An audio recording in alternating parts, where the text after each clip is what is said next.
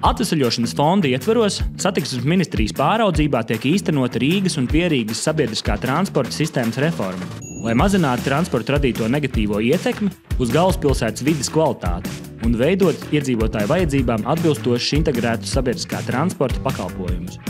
Reformas mērķis – mainīt mūsu ikdienas pārvietošanās paradumus uz videi draudzīgākiem. Braukt ar velosipēdu ir ne tikai videi draudzīgi, bet arī veselīgi, jo var attīstīt līdzsvaru un koordināciju, kā arī kļūt mūsdienīgs un mobils. Turklāt tu ne no kā un ne no viena neesi atkarīgs. Nav jālai degviela vai jāpielāgojas transporta grafikam.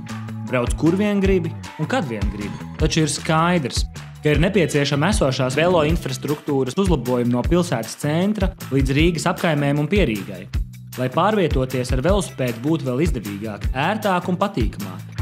Un galvenais – drošāk. Līdz 2026. gadam iedzīvotāju rīcībā būs vienota veloceļu infrastruktūra šādos maršrutos. Rīga Cernikava, Rīga Ulbroka, Rīga Ķekava, Rīga Babīta Piņķi un Rīga Mārupe. Iedomājies, cik forši būs, kad varēs aizmīties no mājas līdz darbam un atpakaļ, vai arī aizvietot sporta zāles abonementu ar ikdienas velobraucienu. Un nekāda kaitējuma dabai, tikai ieguvumi. Esi mūsdienīgs, atbalsti ilgtspējīgu mobilitāti un brauc ar velosipēdu jau šodien. Ievēro satiksmes noteikumus, parūpējies par savu drošību, velkot aizsargķiveri un atstarojošo vesti.